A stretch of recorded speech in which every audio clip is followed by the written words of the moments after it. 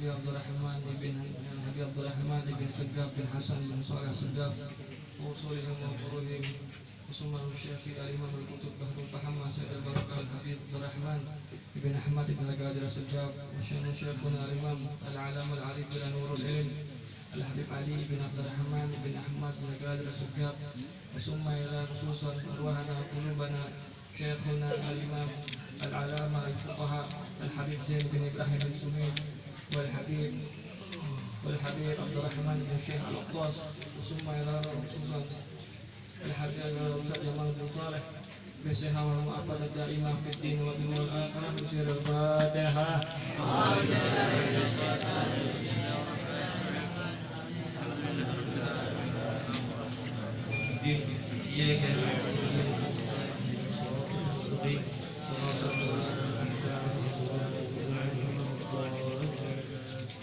يا ربي بالمصطفى بلغ مقاصدنا واغفر لنا ما مضى يا واسع الكرم.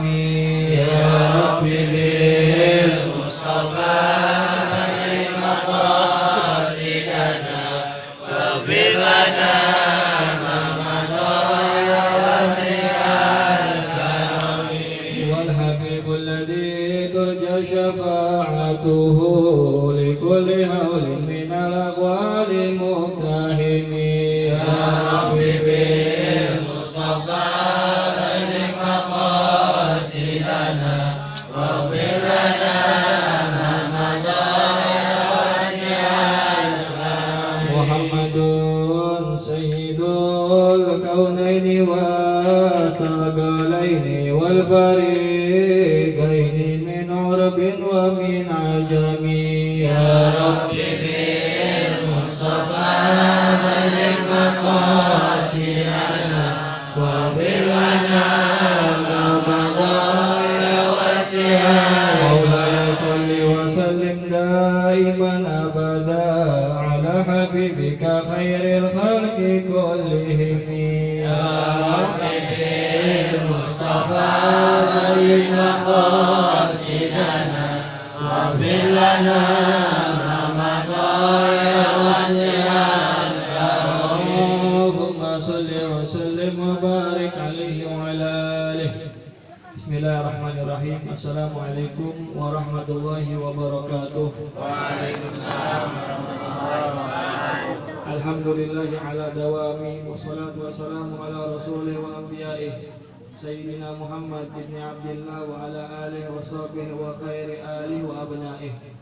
Alhamdulillah, ahibahil kiram, guru kita bersama al-walid, ayahanda kita Ustaz al-Karam al-Ustaz Bakhtiyar Mata an-Nawati biduli hayatih Nabi ulum kita raini amin ya rabbal alamin. Dan juga al-aidan kedalika Ustaz al-Karam al-Ustaz Aiki Maulana wa asadidah kulluh, dan semua para asatidzah yang lainnya yang tidak bisa saya sebutkan namanya satu persatu, tetapi tidak mengurangi rasa hormat dan ta'zim serta rasa cinta kepada umat baginda Nabi Muhammad sallallahu alaihi wasallam. Mudah-mudahan hadirin hadirat mukminin mukminat mujahidin mujahidat yang hadir pada malam hari ini seluruhnya, yang hadir di tempat ini maupun yang mendengarkan suara ini, insyaallah Allah berkahi dunia akhirat. Amin. Pribadi yang mengikuti umat Nabi Muhammad sallallahu alaihi wasallam, insyaallah dengan masuknya bulan Rajab, insyaallah hajat-hajat kita dikabul oleh Allah Subhanahu wa taala. Amin ya rabbal amin ya rabbal alamin. Bismillahirrahmanirrahim. Bismillahirrahmanirrahim. Kaifa taqsilun najasata taqsilu mahallaha bil ma'i hatta tazula minhu ar-raihatu. Kaifa taqsilu najasata al-kalbi wal khinzir taqsilu mahallaha bil ma'i sab'a marratin ihdahunna biturabin. Alhamdulillah kita sudah memasuki, karena kemarin kita bertabaruk saja, tidak ada penjelasannya. Sekarang malam ini singkat, padat, insyaallah kita semua bisa memahami daripada ilmu yang apa kita pelajari pada malam hari ini. Karena setelah sehabis dari sini, Al-Fakir harus bergerak lagi ke daerah Depok untuk menghadiri acara Isra Mi'raj Nabi Muhammad SAW. Karena di sana banyak daripada lulusan As-Sadatul Islamiyah yang dipimpin oleh Majelis Darul Segaf, pimpinan Darul Habsyi yang dipimpin oleh Al-Habib Muhammad Reza Al-Habsyi. Kaifa taksilun najasata, bagaimana caranya membersihkan ataupun mencuci. Gosala artinya mencuci. Gosala artinya mencuci.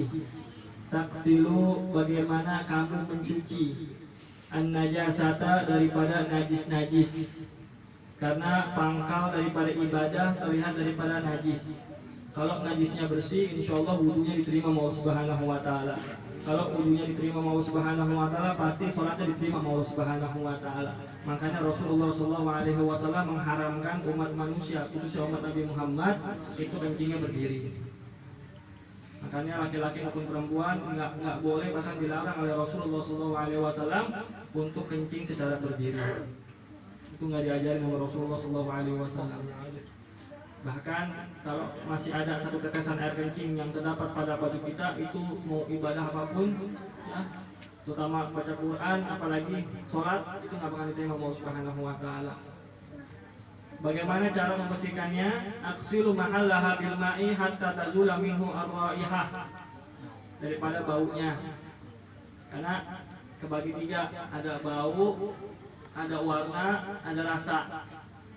Cara membersihkannya, aksilu, aku membersihkan mahallaha, tempatnya, tempat yang terkena najis, bil ma'i, dengan air, hatta tazula minhu ar-raihah. Saya membersihkan tempat si najis itu dengan air sampai hilang darinya daripada baunya maupun bentuknya. Ar-raihah, ya, ada ar-raihah, ada launuhu, sama apa gitu. Lupa tuh. Lupa tuh. Ya Allah. Ada tiga, ya, bau, rasa, dan warna. Jadi kalau selagi di tangan kita masih ada baunya, maka itu najis belum hilang. Maka harus dengan yang wangi-wangi. Ataupun warnanya, darah, terutama darah. Darah kan kemarin termasuk najis tuh. Darah, adamu termasuk najis. Maka selagi baju itu ada darahnya, maka baju itu nggak boleh dipakai untuk ibadah. Ataupun antum lagi sekolah misalnya, kebiasaannya nyimpen tai kucing misalnya di kantong. Nah itu selagi masih ada baunya, itu nggak bakalan diterima Allah Subhanahu wa taala ibadahnya. Ya, makanya harus cucinya bersih. Karena sunnah Nabi Muhammad SAW, terutama buat anak perempuan, itu ketika kita mencuci baju untuk ibadah, itu nggak boleh sembarangan. Nggak boleh sembarangan. Jadi ketika antum cuci, antum nggak boleh asal bilas. Bilasnya itu kalau buat ibadah itu atu-atu. Contoh misalnya, ini misalnya sarung. Kita kalau nyuci itu nggak boleh dalam satu bak rame-rame, dibilas, dibuang, ditaruh air lagi, dibuang lagi, ya, sampai busanya hilang doang. Lalu antum peras, itu nggak boleh. Sunnahnya itu kalau mau bersih, ya, kalau mau bersih kita kalau biasa di pondok pesantren, terutama saya ketika lagi belajar di tahfizul Quran di tempatnya Dr. Muallim Syekh Ali Mahfuzi Pakistan. Dulu ketika itu kita kalau mau nyuci pakaian itu, kalau nggak ada keran kita pakai gayung. Jadi kita pegang gayungnya, kita tuangin 3 kali, airnya pengen turun ke bawah. Ataupun keran dibuka terus sampai airnya turun ke bawah, sampai udah agak laman dikit baru diperas. Gitu. Jadi nggak boleh asal ngucap-ngucap dalam ember ataupun dalam bak. Karena khusus baju untuk ibadah itu khusus. Jadi khusus begitu. Ya, bahkan Sayyid Ali bin Abdurrahman Segaf radhiyallahu anhu, itu ketika itu saya pernah disuruh untuk nge-laundry baju beliau. Beliau pesan, kalau udah sampai tempat laundryan bilangin sama tukang laundry nyucinya bebas taruh di mesin cuci, tapi ketika ngeringinnya itu tolong dikeluarin, dikasih air kayak tadi yang Anda jelasin baru dimasukin ke mesin pengering. Tuh, beliau Masya Allah Alim Abraham Segaf radhiyallahu anhu. Ya. Jadi seperti itu cara menyuci cara sunnah Nabi Muhammad SAW. Lalu selanjutnya kaifa taksilu najasatal qalbi wal khinzir. Bagaimana caranya mencuci tempat ketika kena najis anjing dan babi? Nggak boleh sembarangan. Jadi gini, kalau antum kena anjing, kalau anjingnya kering, antumnya basah, maksudnya kulit antum basah, bulu anjing itu kering, maka jatuhnya najis. Paham? Kalau anjing itu basah, lalu kulit antum kering, tetap jatuhnya najis. Tetapi kalau bulu anjing itu kering, kulit antum kering, lalu antum kesentuh bulu anjing, ini keduanya sama-sama kering, itu nggak jatuh najis. Illa kecuali antum megang mukanya, muka maupun pangkal tempat keluar daripada si kotoran hewan pantatnya, itu najis. Jadi jangan setiap kena anjing, cuma kena anjing lewat doang langsung khawatir, was-was, jangan, karena semua ada ilmunya, gitu.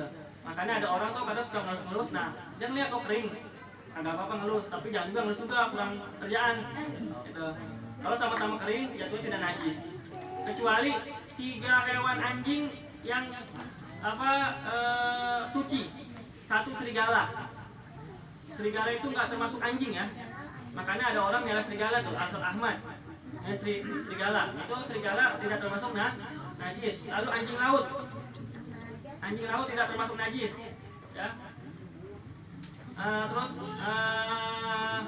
haina yang suka orang-orang Arab ataupun orang-orang Afrika piara, itu tidak najis. Itu karena tidak termasuk anjing. Jadi antum boleh piara, gitu. Tapi ngapain juga piara haina, gitu. Ngapain juga piara serigala, gitu. Ya, apalagi piara anjing laut, jangan, ya, karena banyak beban ntarnya ngasih makannya, takutnya ntar jadi mudorot, gitu. Jadi cara ngebersihinnya, kalau misalnya tangan antum kena najis, ya, anjing maupun babi, apalagi antum sering megang daging babi gitu. Ini terutama buat yang para kerja nih di toko-toko Chinese, ya, di Bineka, apalagi yang besok mau lebaran, selamat. Ya. Megang babi itu nggak boleh. Jadi gimana caranya? Aksilu mahallaha, saya menyuci daripada tempatnya si najis dengan air sab'ah marot 7 kali, ihdahuna biturab. Jadi kagak semuanya tuh air 7. Kebanyakan orang yang kagak belajar cuma ngedenger doang katanya. Kadang gitu, orang kalau ngaji katanya. Kalau setiap ilmu di depannya pakai katanya, berarti ini orang cuman tahu ngedenger doang. Ya. Tapi kalau belajar itu airnya 6. Salah satu, airnya 7. Salah satunya dengan air, dengan tanah, berarti airnya 6. Tanahnya 1. Tanah dulu pakai. Contoh, antum misalnya kena najis di sini. Nah, antum jangan langsung pakai air. Ambil tanah yang bersih, tanahnya tanah yang suci. Di Jakarta tanah suci itu udah jarang. Jadi kata Sayyidul Walid dulu pernah mengajarkan gimana caranya. Caranya gampang, antum cari pot pohon. Cari pot pohon yang suci, yang bersih, jangan pot pohon yang ada di tempat orang-orang nongkrong, karena itu udah fatal pas kena kencing. Cari pot pohon yang tinggi tempatnya, antum ambil tanah yang di tengahnya. Dikit aja, mau sebanyak-banyak. Kadang kalau orang yang nggak berilmu sampai sekantong plastik. Diomelin sama yang punya pohon lah, habis. Gitu. Jadi ambil buat syarat aja dikit. Dioleskan ke tempat yang kena najis. Misalnya antum ke jilat anjing ataupun kena anjing yang basah gitu kan. Nah, dioleskan, ya itu udah termasuk 1 loh. Itu udah termasuk 1. Ingat, itu udah termasuk 1. Ya. Udah antum olesin, lalu antum ambil air ataupun keran ataupun selang. Air 1 2 3 4 5 6, kelar. Ya, jadi nggak usah sampai 7 lagi. 8 9 itu mandi namanya. Ya. Namanya mandi, bukan menyucikan daripada najis, ya. Sama anjing sama babi sama, itu cara penyuciannya sama, seperti itu. Ya, jadi buat antum pada ini fikih ini sangat penting ya. Fikih ini sangat penting. Kenapa penting? Karena ini adalah pangkal daripada ibadah. Fikih ini pangkal daripada ibadah. Ya, kalau kita tidak belajar fikih sama saja kayak ibadah tanpa ada tanpa ada rasa diri kita kepada Allah. Dia hanya sekedar main-main doang. Makanya penting itu ya, apalagi kalau yang Masya Allah, kadang kalau dalam ilmu fikih ini saling bersangkutan dengan ilmu tasawuf. Saya ketika di kampus lagi semester 3 itu dosen saya namanya Ustaz Nizam Hafizullah Ta'ala, beliau orang soleh, Masya Allah. Beliau selalu mengajarkan kita kalau nggak belajar fikih ya, itu pasti ibadahnya berantakan. Kenapa? Coba lihat ya, kita ibadah ada Allah, sholat pakai kaos, itu kalau dalam ilmu tasawuf nggak boleh, karena kurang adab. Bahkan kalau ada yang pakai di belakangnya ada tulisan tuh, itu lebih kagak boleh lagi tuh. Masya Allah, entarnya yang di belakang kita nih, yang tengah baca kagak fokus, lalu sholatnya batal, kita yang tanggung. Kita yang tanggung. Makanya sholat pakai baju putih, sunnah putih. Putih kok koko pakai apa kayak gitu. Makanya jangan suka pakai kaos. Kita aja kalau ke undangan aja mandi dulu, pakai baju yang cakep, pakai yang bagus, karena mau ngadep kepada dua mempelai gitu. Gimana kita menghadap Allah Subhanahu Wa Taala gitu. Makanya dulu ketika saya masih pondok itu, karena saya di tahfidzul Quran cuma 2 tahun. Saya di tahfidzul Quran 2 tahun, di Cianjur 1 bulan, di Bogor saya 4 bulan, lalu di Bib Ali bin Abdurrahman Segaf. Saya dari tahun 2013 awal sampai tahun 2000 sampai sekarang kalau dari Pali Segaf sampai belum meninggal lagi. Lalu saya di Asaqofan dari tahun 2014 sampai tahun 2018. Universitas saya S1 dan mau lanjut lagi S2. Makanya kita penting, berilmu itu penting. Makanya saya beranggapan kalau seandainya universitas sampai S8, saya akan terus sampai S8. Tapi cuma sampai S3 doang. S1 4 tahun, S2 cuma 2,5 tahun, S3 cuma setahun. Jadi cuma buat mencari, insya Allah nanti S1 saya pendidikan, S2 saya ngambil ilmu sejarah, S3 saya insya Allah ngambil hadis. Insya Allah. Makanya Al-Fakir minta doa mantum semua ya, terutama buat guru kita ya, yang sudah banyak yang pada meninggal dunia. Itu Masya Allah ya, kemarin guru kita meninggal dunia lagi karena dizolimin. Banyak ulama-ulama yang pada dizolimin sama daripada rezim-rezim yang ada di negara ini. Makanya anak minta doa sama antum semua, khususnya buat guru kita Ustaz Bakhtiar ya, mudah-mudahan beliau kalau jaga kesehatannya, rezekinya, ibadahnya, anak-anaknya, keluarganya, seperti selaku muridnya, semoga jaga Allah Subhanahu Wa Taala. Amin ya Rabbal. Saya hanya mengingatkan kita sudah masuk bulan Rajab. Terakhir kita sudah masuk bulan Rajab, karena bulan Rajab ini penting. Jangan lupa subuh sama maghrib. Ada yang bilang maghrib, ada yang bilang isya. Tapi kalau kalian habaib isya. Tapi kalau mungkin kalau kita maghrib itu tidak apa-apa. Baca Rabbighfirli warhamni watub alayya sebelum daripada Allahumma antas salam wa minkas salam. Baca 70 kali. Kenapa? Karena Rajab itu adalah syahrullah, bulannya Allah Subhanahu Wa Taala. Nanti masuk Sya'ban, bulan Nabi Muhammad SAW. Ramadan, bulan daripada umat Nabi Muhammad SAW. Makanya doanya apa? Doanya Allahumma barik lana fi Rajab wa Sya'ban wa ballighna Ramadan. Ya Allah, berkahilah aku di bulan Rajab, di bulan Sya'ban, dan temuilah ataupun bawalah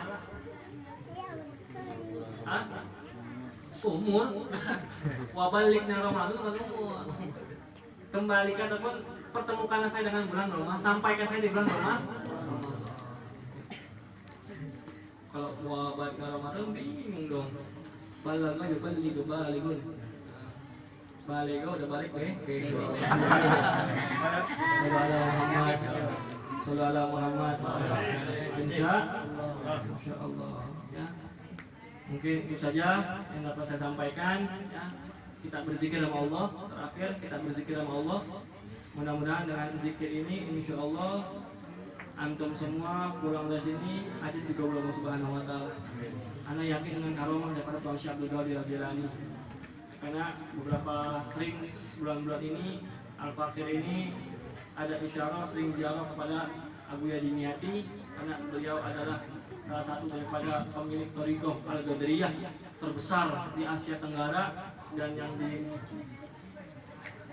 diteruskan oleh Abu Yauci daripada guru kita bersama insya Allah ya. Mungkin konsiderasinya nanti bisa dipimpin sama Ustaz Reki ya, nanti antum zikir aja ya zikirnya nah gimana boy depannya nah nanti Allah kalau mau ituin silahkan insya. Ketika lagi baca zikiran ini antum fokusin hajat-hajat antum Allah Subhanahu wa taala. Yang terutama bagi orang tua antum ya.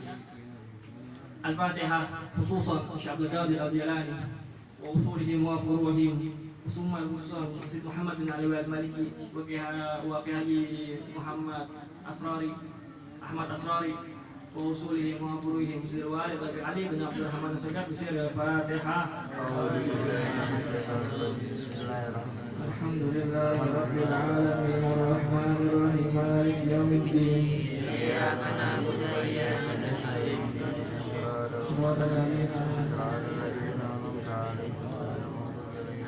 ya arhamar rahimin ya arhamar rahimin ya arhamar rahimin farij 'alal muslimin ya arhamar rahimin ya